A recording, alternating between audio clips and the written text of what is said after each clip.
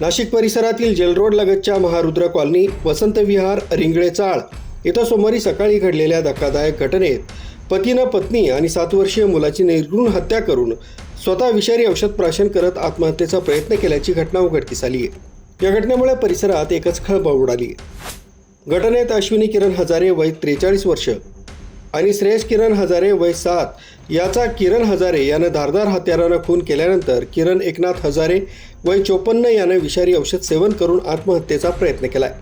घटनेची माहिती मिळताच पोलीस उपायुक्त किशोर काळे, सहाय्यक पोलीस आयुक्त अद्विता शिंदे, नाशिक रोड पोलीस ठाण्याचे वरिष्ठ पोलीस निरीक्षक जितेंद्र सपकाळे, उपनगर पोलीस ठाण्याचे वरिष्ठ पोलीस निरीक्षक जयंती शिरसाट, सहाय्यक पोलीस निरीक्षक किरण कोरडे, प्रवीण सूर्यवंशी तसंच गुन्हे शोध पथकाचे अधिकारी तसंच कर्मचाऱ्यांनी या घटनास्थळी धाव घेत किरण हजारे याला तातडीनं जिल्हा शासकीय रुग्णालयात दाखल करून त्याच्यावर उपचार सुरू केले आहेत। मोबाईल फॉरेन्सिक टीमनं घटनास्थळावरून पुरावे घेतले आहेत।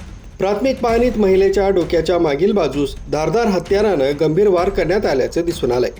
तसंच 7 वर्षीय मुलाच्या गळ्यावरही वार करण्यात आले होते। अति रक्तस्राव झाल्यानं दोघांचा घटनास्थळीच मृत्यू झाल्याचं प्रथमदर्शनी स्पष्ट झालंय। किरण हजारे तसंच अश्विनी हजारे यांचा 2017 मध्ये दुसरा विवाह झाला होता। दोघांचंही हे दुसरं लग्न होतं।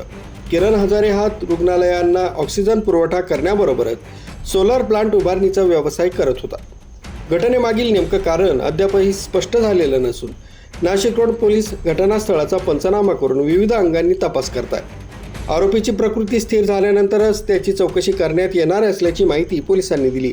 मृतदेह शवविच्छेदनासाठी जिल्हा रुग्णालयात पाठवण्यात आला असून अधिक तपास वरिष्ठांच्या मार्गदर्शनाखाली पोलीस करीत आहेत। मुख्य संचालक रवींद्र जाधव, लोकराज्य न्यूज, नाशिक रोड।